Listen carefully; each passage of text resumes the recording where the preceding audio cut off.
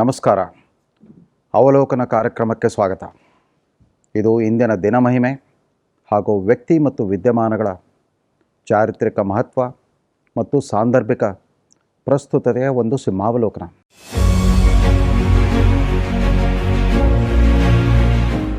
ಮೋದಿಯ ಮಾತು ಮತ್ತು ಮನಮೋಹನ್ ಸಿಂಗ್ ಮೌನ. ಹಾಲಿ ಮತ್ತು ಮಾಜಿ ಪ್ರಧಾನಮಂತ್ರಿಗಳ ಪರಸ್ಪರರ ವ್ಯಕ್ತಿತ್ವ, ಸಾಧನೆ ಮತ್ತು ಆಡಳಿತ ವೈಖರಿಯ ಒಂದು ಸಂಕ್ಷಿಪ್ತ ತುಲನೆ ಮಾಡಲಿಕ್ಕೆ ಇವತ್ತು ಸಂದರ್ಭ ಕೂಡಿ ಬಂದಿದೆ ಅಂತ ಅನಿಸುತ್ತೆ. ಈ ದೇಶದಲ್ಲಿ 10 ವರ್ಷಗಳ ಕಾಲ ಪ್ರಧಾನಮಂತ್ರಿ ಆಗಿದ್ದರು ಡಾಕ್ಟರ್ ಮನಮೋಹನ್ ಸಿಂಗ್. ನರೇಂದ್ರ ಮೋದಿಯವರು ಈಗಾಗಲೇ 6 ವರ್ಷಗಳನ್ನು ಪೂರೈಸಿದ್ದಾರೆ ಪ್ರಧಾನಮಂತ್ರಿ ಸ್ಥಾನದಲ್ಲಿ. ಬರುವ ಆಗಸ್ಟ್ 15ಕ್ಕೆ ಸತತವಾಗಿ 7ನೇ ಬಾರಿಗೆ ಈ ದೇಶದ ಪ್ರಧಾನಮಂತ್ರಿಯಾಗಿ ಕೆಂಪುಕೋಟೆಯಿಂದ ರಾಷ್ಟ್ರವನ್ನುದ್ದೇಶಿಸಿ ಭಾಷಣ ಮಾಡುವ ಅವಕಾಶವನ್ನು ಪಡ್ಕೊಂಡಿದ್ದಾರೆ ನರೇಂದ್ರ ಮೋದಿಯವರು. ನರೇಂದ್ರ ಮೋದಿ ಮೇಲ್ಜಾತಿ, ಮೇಲ್ವರ್ಗ, ರಾಜವಂಶದ ಹಿನ್ನೆಲೆಯಲ್ಲಿರುವ ಒಬ್ಬ ಸಣ್ಣ ಬಡ ಹಿಂದುಳಿದ ವರ್ಗದ ಕೌಟುಂಬಿಕ ಹಿನ್ನೆಲೆಯಿಂದ ಬಂದವರು. ಅವ್ರಿಗೆ ಯಾವುದೇ ಕಾಲೇಜು ಅಥವಾ ವಿಶ್ವವಿದ್ಯಾಲಯ ವ್ಯಾಸಂಗದ ಔಪಚಾರಿಕ ಅವಕಾಶವೂ ಕೂಡ ದೊರೆತಿರಲಿಲ್ಲ. ಅವರೆಲ್ಲ ಸ್ವಯಂ ಅಧ್ಯಯನದ ಮೂಲಕ ವ್ಯಕ್ತಿತ್ವವನ್ನು ಬೆಳೆಸ್ಕೊಂಡಿರೋರು. ವ್ಯತಿರಿಕ್ತವಾಗಿ ಡಾಕ್ಟರ್ ಮನಮೋಹನ್ ಸಿಂಗ್ ತಮ್ಮ ಕಾಲದ ಸರ್ವಶ್ರೇಷ್ಠ ಅರ್ಥಶಾಸ್ತ್ರಜ್ಞರ ಪೈಕಿ ಒಬ್ಬರಾಗಿದ್ದರು. ಅವರು ಭಾರತದ ಆಡಳಿತ ರಂಗದ ಜೊತೆಗೆ ನಿಕಟವಾದ ಸಂಪರ್ಕವನ್ನು ಇಟ್ಕೊಂಡು ಬಂದಿದ್ದರು. ಪಂಜಾಬ್ ವಿಶ್ವವಿದ್ಯಾಲಯದ ಅರ್ಥಶಾಸ್ತ್ರ ಅಧ್ಯಾಪಕರಾಗಿದ್ದ ಡಾಕ್ಟರ್ ಮನಮೋಹನ್ ಸಿಂಗ್ರನ್ನು 1974ರಲ್ಲಿ ಅಂದಿನ ಇಂದಿರಾ ಗಾಂಧಿಯವರ ಸರ್ಕಾರ ವಾಣಿಜ್ಯ ಇಲಾಖೆಯ ಸಲಹೆಗಾರರನ್ನಾಗಿ ಭಾರತ ಸರ್ಕಾರದ ಸೇವೆಗೆ ಕರೆಸ್ಕೊಳ್ಳುತ್ತೆ. ಅದಾದಮೇಲೆ ಅವರು ಮತ್ತೆಂದೂ ಹಿಂದಿರುಗಿ ನೋಡಿಯೇ ಇಲ್ಲ. ಅದಾದಮೇಲೆ ಅವರು ರಿಸರ್ವ್ ಬ್ಯಾಂಕ್ನ ಗವರ್ನರ್ ಆಗಿದ್ದರು, ರಾಷ್ಟ್ರೀಯ ಯೋಜನಾ ಆಯೋಗದ ಉಪಾಧ್ಯಕ್ಷರಾಗಿದ್ದರು, ಸುಮಾರು 4 ಮಂದಿ ಪ್ರಧಾನಮಂತ್ರಿಗಳ ಆರ್ಥಿಕ ಸಲಹೆಗಾರರಾಗಿ ಕೆಲಸ ಮಾಡಿದರು. ಈ ಮಧ್ಯ ಇಂಟರ್ನ್ಯಾಷನಲ್ ಮಾನಿಟರಿ ಫಂಡ್ IMFನಲ್ಲೂ ಕೂಡ ತಜ್ಞರಾಗಿ ಕೆಲಸ ಮಾಡಿ ಬಂದಿದ್ದರು. ಅವರು ರಾಜಕಾರಣಕ್ಕೆ ಪ್ರವೇಶಿಸಿದ್ದು ಎಷ್ಟು ಆಕಸ್ಮಿಕವೋ, ನರೇಂದ್ರ ಮೋದಿಯವರು ಕೂಡ ಅಧಿಕಾರ ರಾಜಕಾರಣಕ್ಕೆ ಪ್ರವೇಶಿಸಿದ್ದು ಅಷ್ಟೇ ಆಕಸ್ಮಿಕವಾಗಿತ್ತು. ಜೂನ್ 1991ರಲ್ಲಿ ಆವತ್ತು ಅಲ್ಪ ಬಹುಮತದೊಂದಿಗೆ ಸರ್ಕಾರ ರಚಿಸಲು ಸಿದ್ಧರಾದ PV ನರಸಿಂಹರಾವ್ ಕಾಂಗ್ರೆಸ್ನ ನಿಯೋಜಿತ ಪ್ರಧಾನಮಂತ್ರಿ ಡಾಕ್ಟರ್ ಮನಮೋಹನ್ ಸಿಂಗ್ ಅವರಿಗೆ ಫೋನ್ ಮಾಡಿಬಿಟ್ಟು ರಾಷ್ಟ್ರಪತಿ ಭವನಕ್ಕೆ ಪ್ರಮಾಣ ವಚನಕ್ಕೆ ಬನ್ನಿ ನಾಳೆ ಅಂತ ಹೇಳ್ತಾರೆ.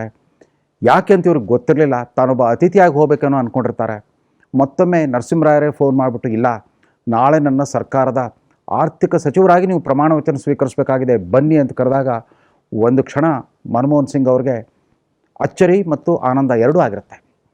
ಅದೇ ರೀತಿ ಅಕ್ಟೋಬರ್ 4, 2001 ಗುಜರಾತಿನ ಮುಖ್ಯಮಂತ್ರಿಯಾಗಿ ಹೋಗಿ ಅಧಿಕಾರ ವಹಿಸ್ಕೊಳ್ಳಿ ಅಂತ ನರೇಂದ್ರ ಮೋದಿ ಅವರಿಗೆ ಹೇಳಿದ್ದು ಆವತ್ತಿನ ಪ್ರಧಾನಮಂತ್ರಿ ಅಟಲ್ ಬಿಹಾರಿ ವಾಜಪೇಯಿ.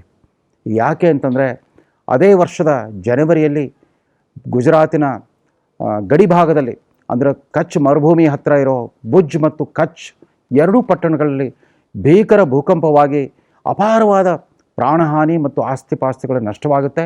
ತತ್ಪರಿಣಾಮವಾಗಿ ಗುಜರಾತಿನ ಆಡಳಿತ ಯಂತ್ರವೇ ಕುಸಿದು ಬಿದ್ದಿರುತ್ತೆ. ಅಂಥ ಸಂದರ್ಭದಲ್ಲಿ ಭಾರತೀಯ ಜನತಾ ಪಕ್ಷದ ಆರ್ಗನೈಸಿಂಗ್ ಸೆಕ್ರೆಟರಿಯಾಗಿ ದಿಲ್ಲಿಯಲ್ಲಿ ಸ್ವಂತ ಮನೆಯೂ ಇಲ್ಲದ ನರೇಂದ್ರ ಮೋದಿಯವರನ್ನ ಮುಖ್ಯಮಂತ್ರಿಯಾಗಿ ಮಾಡ್ತಾರೆ. ಆದ್ದರಿಂದ ಆಚೆ ಸುಮಾರು 13 ವರ್ಷಗಳ ಕಾಲ ಗುಜರಾತಿನ ಮುಖ್ಯಮಂತ್ರಿ ಆಗಿದ್ದರು. ಅದಾದ ನಂತರ ತನ್ನದೇ ಸ್ವಂತ ಪ್ರತಿಭೆ, ಸಾಮರ್ಥ್ಯ ಮತ್ತು ಅಪಾರವಾದ ವಾಕ್ಪಟುತ್ವದ ಪರಿಣಾಮವಾಗಿ ಭಾರತದ ಪ್ರಧಾನಮಂತ್ರಿಯಾಗಿ ಅವತರಿಸಿದರು ನರೇಂದ್ರ ಮೋದಿ. ಹಾಗಾದರೆ ಡಾಕ್ಟರ್ ಮನಮೋಹನ್ ಸಿಂಗ್ ಅವರ ಕೊಡುಗೆ ಏನು? ಡಾಕ್ಟರ್ ಮನಮೋಹನ್ ಸಿಂಗ್ ಮಾತಾಡಿದ್ದೇ ಭಾಳ ಕಮ್ಮಿ, ಅವರು ಮಾತಾಡಿದ್ದೇ ಭಾಳ ಅಪರೂಪ. ಅವರು ಮಾತಾಡಿದ್ದು ಒಂದೇ ಒಂದಿನ, ಅದು ಜುಲೈ 24, 1991. ಇವತ್ತಿಗೆ ಸರಿಯಾಗಿ 29 ವರ್ಷಗಳ ಹಿಂದೆ ಮನಮೋಹನ್ ಸಿಂಗ್ ಅವರು ತಮ್ಮ ಐತಿಹಾಸಿಕ ಬಜೆಟನ್ನು ಮಂಡಿಸ್ತಾರೆ. ಅದರಲ್ಲಿ ಹೊಸ ಆರ್ಥಿಕ ನೀತಿ, ಮುಕ್ತ ಮಾರುಕಟ್ಟೆ ಆಧಾರಿತ ಆರ್ಥಿಕ ನೀತಿ, ಅಂದರೆ ಯಾವುದನ್ನು ನಾವು ಖಾಸಗೀಕರಣ, ಉದಾರೀಕರಣ ಮತ್ತು ಜಾಗತೀಕರಣದ ಆರ್ಥಿಕ ನೀತಿ ಅಂತ ನಾವು ಏನು ಪರಿಗಣಿಸ್ತೇವೋ ಅದನ್ನು ಅನಾವರಣ ಮಾಡ್ತಾರೆ. ತಮ್ಮ ಬಜೆಟ್ ಭಾಷಣ ಓದಿ ಆದಮೇಲೆ ಅದನ್ನು ಪಕ್ಕಕ್ಕಿಟ್ಟು ಒಂದು ಮಾತು ಹೇಳ್ತಾರೆ. ಈ ಸದನದ ಮಹನೀಯರಿಗೆಲ್ಲ ನಾನು ಒಂದು ಮಾತನ್ನು ಅರಿಕೆ ಮಾಡ ಬಯಸ್ತೇನೆ. ಅದೇನು ಅಂತಂದರೆ, ಒಂದು ಮಹತ್ವದ ವಿಚಾರಧಾರೆಗೆ ಈಗ ಕಾಲ ಕೂಡಿ ಬಂದಿದೆ. Time has come for a great idea. ಈ ವಿಚಾರಧಾರೆಯ ಪ್ರವಾಹವನ್ನು ಪ್ರಪಂಚದ ಯಾವುದೇ ಶಕ್ತಿ ಕೂಡ ತಡೆ ಹಿಡಿಯಲಿಕ್ಕೆ ಸಾಧ್ಯವೇ ಇಲ್ಲ. ಆ ವಿಚಾರ ಯಾವುದು ಅಂತಂದರೆ, ಮುಂದಿನ 2 ದಶಕಗಳಲ್ಲಿ ಭಾರತ ಪ್ರಪಂಚದ ಅತಿದೊಡ್ಡ ಆರ್ಥಿಕ ಶಕ್ತಿಯಾಗಿ ಹೊರಹೊಮ್ಮಲಿದೆ.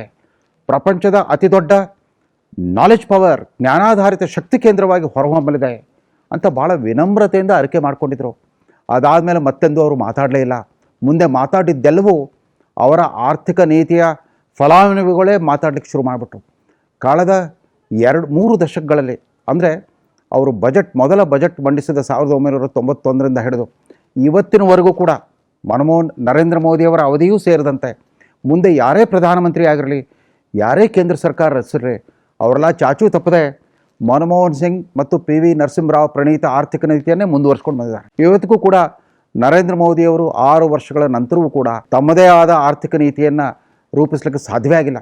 ಅಂದರೆ ಮನಮೋಹನ್ ಸಿಂಗ್ ಆರ್ಥಿಕ ನೀತಿಯ ಪರಿಣಾಮ ಎಷ್ಟು ದೀರ್ಘಕಾಲೀನವಾಗಿತ್ತು ಅಂತಂದರೆ, ಅವರು ಅಧಿಕಾರ ವಹಿಸ್ಕೊಂಡಾಗ 1991ರಲ್ಲಿ 18 ಕೋಟಿಯಷ್ಟಿದ್ದ ವಿದ್ಯಾವಂತ ಮಧ್ಯಮ ವರ್ಗಗಳ ಜನಸಂಖ್ಯೆ ಅವರು ಪ್ರಧಾನಮಂತ್ರಿ ಸ್ಥಾನವನ್ನು ತೊರೆದಾಗ 2014 ಮೇನಲ್ಲಿ 36 ಕೋಟಿ ಆಗಿತ್ತು. 36 ಕೋಟಿ ವಿದ್ಯಾವಂತ ಮಧ್ಯಮ ವರ್ಗ ಅಂತಂದರೆ ಅಮೆರಿಕ ಸಂಯುಕ್ತ ಸಂಸ್ಥಾನದ ಒಟ್ಟು ಜನಸಂಖ್ಯೆಗಿಂತ ಜಾಸ್ತಿ. ಹಾಗಾಗಿ ಭಾರತ ಇವತ್ತು ಪ್ರಪಂಚದ 3ನೇ ಅತಿ ದೊಡ್ಡ ಎಕನಾಮಿಕ್ ಪವರ್, ಆರ್ಥಿಕ ಶಕ್ತಿ, ಮತ್ತು 3ನೇ ಅತಿ ದೊಡ್ಡ ನಾಲೆಜ್ ಪವರ್, ಜ್ಞಾನಾಧಾರಿತ ಶಕ್ತಿ ಕೇಂದ್ರವಾಗಿ ಗೌರವವನ್ನು ಪಡ್ಕೊಂಡಿದೆ. ಅದನ್ನೇ ಮುಂದುವರಿಸ್ಕೊಂಡು ನರೇಂದ್ರ ಮೋದಿಯವರು ಕೂಡ ಹೋಗಿದ್ದಾರೆ. ಇಲ್ಲಿ ವಿಪರ್ಯಾಸ ಏನು ಅಂತಂದರೆ, ಯಾರು 2014ರಿಂದ ನಿರಂತರವಾಗಿ ಮೋದಿ ಹಿಂದೆ ಒಳ್ಳೆ ಕಿಂದರ ಜೋಗಿ ಹಿಂದೆ ಇಲಿಗಳು ಹೋದಂಗೆ ಹಿಂಬಾಲಿಸ್ಕೊಂಡು ಬರ್ತಾ ಇದ್ದಾರೋ ಆ ವಿದ್ಯಾವಂತ ಯುವ ಪೀಳಿಗೆ ಏನಿದೆ ಅವರೆಲ್ಲ ಮನಮೋಹನ್ ಸಿಂಗ್ ಆರ್ಥಿಕ ನೀತಿಯ ಫಲಾನುಭವಿಗಳು. ಮನಮೋಹನ್ ಸಿಂಗ್ ಆರ್ಥಿಕ ನೀತಿಯ ಪರಿಣಾಮವಾಗಿ ನಮ್ಮ ವಿದ್ಯಾವಂತ ಯುವಕರಿಗೆ ಮಾರುಕಟ್ಟೆ ಮೌಲ್ಯ ಬಂತು. ನಮ್ಮ ಜ್ಞಾನದ ಬಲದಿಂದ ಪ್ರಪಂಚದ ಎಲ್ಲ ಮುಂದುವರಿದ ರಾಷ್ಟ್ರಗಳಲ್ಲಿ ಇಂಜಿನಿಯರ್ಗಳಾಗಿ, ಡಾಕ್ಟರ್ಗಳಾಗಿ, ಮ್ಯಾನೇಜ್ಮೆಂಟ್ ತಜ್ಞರುಗಳಾಗಿ ಭಾರತದ ಕೀರ್ತಿ ಪತಾಕೆಯನ್ನು ಹಾರಿಸ್ತಾ ಬಂದಿರೋ ಆ ಯುವಕರೆಲ್ಲ ಮನಮೋಹನ್ ಸಿಂಗರಿಗೆ ಕಾಯಮಾಗಿ ಅವ್ರು ಚಿರಋಣಿಯಾಗಿರಬೇಕು. ವಿಪರ್ಯಾಸ ಏನು ಅಂತಂದರೆ, ಯಾವ ಮನಮೋಹನ್ ಸಿಂಗರ ಈ ಅಪಾರವಾದ ಕೊಡುಗೆ ಅಂತರ್ಗಾಮಿಯಾಗಿ ಹರಿದ ಅವರ ಯೋಚನಾ ಲಹರಿ ಏನಿತ್ತು, ಅದರ ಫಲವನ್ನು ಅನುಭವಿಸಿದ ಕಾಂಗ್ರೆಸ್ ಪಕ್ಷವೇ ಮನಮೋಹನ್ ಸಿಂಗರಿಗೆ ನೀಡಬೇಕಾದ ಗೌರವವನ್ನು ಕೊಟ್ಟಿಲ್ಲ ಇವತ್ತಿನವರೆಗೂ ಕೂಡ. ಮನಮೋಹನ್ ಸಿಂಗರು ಆವತ್ತು ಮಾತಾಡಿದ್ದು ಬಿಟ್ಟರೆ ಮತ್ತೆ ಮಾತಾಡಿದ್ದು ಈಗ್ಗೆ ಒಂದು 4 ವರ್ಷಗಳ ಹಿಂದೆ, ಯಾವತ್ತು ನರೇಂದ್ರ ಮೋದಿಯವರು ನವಂಬರ್ 2016 ನವಂಬರ್ 8ನೇ ತಾರೀಕಿಗೆ ದೊಡ್ಡ ಮೌಲ್ಯದ ನೋಟುಗಳ ಡಿಮಾನಿಟೈಸೇಷನ್ ಮಾಡಿದ್ರು, ಅಪಮೌಲ್ಯೀಕರಣಗೊಳಿಸಿದ್ರು, 500 ರೂಪಾಯಿ ಮತ್ತು 1000 ರೂಪಾಯಿ ನೋಟುಗಳ ನೋಟ್ ಬ್ಯಾನ್ ಮಾಡಿದ್ರು. ಅದು ಮರುದಿನವೇ ಮನಮೋಹನ್ ಸಿಂಗ್ ಅವರು ತಮ್ಮ ತಣ್ಣಗಿನ ಜಾಯಮಾನಕ್ಕೆ ವ್ಯತಿರಿಕ್ತವಾಗಿ ಕೊಂಚ ಉಗ್ರವಾಗೇ ಪ್ರತಿಕ್ರಿಯಿಸಿದರು. It is a legal plunder ಅಂತ ಹೇಳಿದರು. ಇದೊಂಥರ ಕಾನೂನಾತ್ಮಕ ದರೋಡೆ ಅಂತಂದು ಮಾತಾಡಿದರು. It's A legal plunder, it's A organised loot, ಇದೊಂದು ಸಂಘಟಿತ ಲೂಟಿ ಅಂತಂದ್ಬಿಟ್ಟು ತೀಕ್ಷ್ಣವಾಗಿ ಪ್ರತಿಕ್ರಿಯಿಸಿದರು. ಅದೇ ಮನಮೋಹನ್ ಸಿಂಗ್ ಅವರು ಮುಂದೆ ಮರುವರ್ಷವೇ ಯಾವಾಗ ನರೇಂದ್ರ ಮೋದಿಯವರು GST ತೆರಿಗೆ ನೀತಿಯನ್ನು ಉದ್ಘಾಟಿಸಿದರು, ಆವತ್ತು ಮಾತ್ರ ಡಾಕ್ಟರ್ ಮನಮೋಹನ್ ಸಿಂಗ್ ಅವರು ರಾಜ್ಯಸಭೆಯಲ್ಲಿದ್ದರು. ರಾಜ್ಯಸಭೆಯಲ್ಲಿ ತಮ್ಮದೇ ಕಾಂಗ್ರೆಸ್ ಪಕ್ಷದ ಸದಸ್ಯರುಗಳನ್ನು ನಿಯಂತ್ರಿಸಿಬಿಟ್ಟು GST it going to be a game changer, ಇದೊಂದು ಪರಿವರ್ತನಶೀಲ ನೀತಿ, ದಯಮಾಡಿ ಇದಕ್ಕೆ ಯಾರೂ ಅಡಿಪಡಿಸಬೇಡಿ, ಇದು ಭಾಳ ಸುಲಲಿತವಾಗಿ ಅನುಷ್ಠಾನಗೊಳ್ಳಲಿಕ್ಕೆ ತಾವೆಲ್ಲ ಸಹಕರಿಸಿ ಅಂತಂದ್ಬಿಟ್ಟು ತಮ್ಮದೇ ಪಕ್ಷದ ಸದಸ್ಯರು, ಅವರೆಲ್ಲ ವಿರೋಧ ಪಕ್ಷದ ಸದಸ್ಯರುಗಳು, ಯಾರೂ ಅಡ್ಡಿಪಡಿಸ್ತಂತೆ, ಯಾರೂ ಪಾಯಿಂಟ್ ಆಫ್ ಆರ್ಡರ್ ಇತ್ಯಾದಿ ಅಡೆತಡೆಗಳನ್ನು ನೋಡದೆ ಸುಲಭವಾಗಿ GST ಮಸೂದೆ ಪಾಸಾಗೋ ರೀತಿಯಲ್ಲಿ ನೋಡ್ಕೊಂಡಿದ್ರು. ಅದು ಮನಮೋಹನ್ ಸಿಂಗ್ ಅವರ ವ್ಯಕ್ತಿತ್ವ. ಅವರು ಹೇಳಿ ಕೇಳಿ ಒಬ್ಬ ಅರ್ಥಶಾಸ್ತ್ರದ ವಿದ್ವಾಂಸ, ಅವರೊಬ್ಬ ಬುದ್ಧಿಜೀವಿ, ಜೊತೆಗೆ ಅತ್ಯಂತ ಸೌಮ್ಯ ಸ್ವಭಾವದ ಸರ್ದಾರ್ಜಿ. 10 ವರ್ಷಗಳ ಕಾಲ ಈ ದೇಶದ ಪ್ರಧಾನಮಂತ್ರಿ ಆಗಿದ್ದರು. ಕಳೆದ 29 ವರ್ಷದಿಂದ ಈ ರಾಷ್ಟ್ರವನ್ನು ಶ್ರೀಮಂತಗೊಳಿಸಿದರು. ಅವರು ಪ್ರಧಾನಮಂತ್ರಿ ಗದ್ದುಗೆಯಿಂದ ಕೆಳಗಿಳಿದ ಮೇಲೆ ಅವರ ಕೌಟುಂಬಿಕ ಆಸ್ತಿ ಪಾಸ್ತಿ ಅಥವಾ ಇತರ ಯಾವುದೇ ಥರದ ಆರ್ಥಿಕ ವಿಚಾರಗಳಲ್ಲಿ ಯಾವುದೇ ಥರದ ಹೆಚ್ಚಳವನ್ನು ನಾವು ಕಂಡೇ ಇಲ್ಲ. ಇವತ್ತಿಗೂ ಕೂಡ ಒಬ್ಬ ಯೂನಿವರ್ಸಿಟಿ ಪ್ರೊಫೆಸರ್ನ ಜೀವನ ಶೈಲಿಯನ್ನು ಉಳಿಸ್ಕೊಂಡು ಬಂದಿದ್ದಾರೆ. ಅದು ಮನಮೋಹನ್ ಸಿಂಗ್ ಅವರ ಹೆಗ್ಗಳಿಕೆ. ಮೋದಿಯವರು ಹಾಗಲ್ಲ, ಪ್ರತಿ ದಿವಸ ಮಾತಾಡ್ತಾರೆ. ಅದು ಈ ಕರೋನಾ ಯುಗದಲ್ಲಂತೂ ಪ್ರತಿ 20 ದಿವಸಗಳು ಒಮ್ಮೆ ರಾಷ್ಟ್ರವನ್ನು ಉದ್ದೇಶಿಸಿ ಮೋದಿಯವರು ಮಾತಾಡ್ತಾ ಬಂದರು. ಆದರೆ ಮೋದಿಯವರ ವಿಶೇಷತೆ ಏನು ಅಂತಂದರೆ, ತಾವು ಆಡಿದ್ದನ್ನು ಮಾಡಿ ತೋರಿಸೋ ಸ್ವಾತಂತ್ರ್ಯ ಅಥವಾ ಮಾಡಿದ್ದನ್ನು ಜನರಿಗೆ ಮನದಟ್ಟು ಮಾಡುವಂಥ ಒಂದು ಸ್ವಾತಂತ್ರ್ಯವನ್ನು ಸಮೃದ್ಧವಾಗಿ ಅನುಭವಿಸ್ತಾ ಬಂದಿದ್ದಾರೆ. ಭಾಜಪ ಪಕ್ಷ ಅಂದ್ರೂ ಮೋದಿನೇ, ಭಾಜಪ ಸರ್ಕಾರ ಅಂದ್ರೂ ಮೋದಿನೇ. ಅಷ್ಟರ ಮಟ್ಟಿಗೆ ಒಂದು ಅನಿರ್ಬಂಧಿತ ಸ್ವಾತಂತ್ರ್ಯದೊಂದಿಗೆ ಆಡಳಿತ ಮತ್ತು ರಾಜಕಾರಣವನ್ನು ನಿಯಂತ್ರಿಸ್ತಾ ಬಂದಿದ್ದಾರೆ ಈ ಮೋದಿ. ಏನೇ ಹೇಳಿದರೂ ಕೂಡ ಅವರು ಮನಮೋಹನ್ ಸಿಂಗರಿಗೆ ಬಹಿರಂಗವಾಗಿ ಅಭಿನಂದಿಸಿರಲಾರರು. ಆದರೆ ತನ್ನ ರಾಜಕೀಯ ಯಶೋಗಾಥೆಯ ಹಿಂದೆ ಮನಮೋಹನ್ ಸಿಂಗ್ ಆರ್ಥಿಕ ನೀತಿಯೇ ಎಷ್ಟರ ಮಟ್ಟಿಗೆ ಪರಿಣಾಮ ಬೀರಿದೆ ಅವ್ರಿಗೆ ಮಾತ್ರ ಗೊತ್ತು ಅಂತ ಕಾಣುತ್ತೆ. ಗುಜರಾತಿನ ಮುಖ್ಯಮಂತ್ರಿಯಾಗಿ ಅವ್ರ ಹೆಸರು ಗಳಿಸಿದ್ದು ಅದೇ ಕಾರಣದಿಂದ. ವೈಬ್ರೆಂಟ್ ಗುಜರಾತ್ ಅಂತ ಶುರು ಮಾಡಿದರು.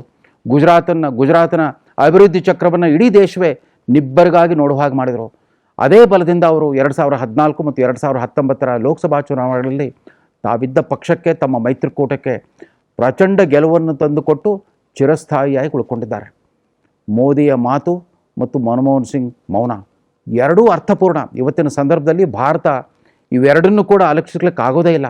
ಈಗಲೂ ಕೂಡ ಗುಪ್ತಗಾಮಿನಿಯಾಗಿ ಮನಮೋಹನ್ ಸಿಂಗರ ಆರ್ಥಿಕ ಚಿಂತನೆಗಳು ಹರಿತಾನೇ ಇವೆ. ಭಾರತ ಸರ್ಕಾರದ ಎಲ್ಲ ನೀತಿಗಳ ಮೇಲೆ ತಮ್ಮ ಆಳವಾದ ಪರಿಣಾಮವನ್ನು ಬೀರ್ತಾ ಇದ್ದಾವೆ. ಇದನ್ನು ನಾವು ಅಲಕ್ಷಿಸೋ ಹಾಗೇ ಇಲ್ಲ. If India is a economic power and knowledge power, it is because of Manmohan Singh's wisdom and Narendra Modi's creativity. Manmohan ಸಿಂಗರ ವಿದ್ವತ್ತು ಮತ್ತು ನರೇಂದ್ರ ಮೋದಿಯವರ ಕ್ರಿಯಾಶೀಲತೆ ಭಾರತವನ್ನು ಇವತ್ತಿನ ಮಟ್ಟಿಗೆ ಬೆಳೆಸಿದೆ ಅಂತ ಹೇಳಿದ್ರು ತಪ್ಪಾಗಲಾರದು.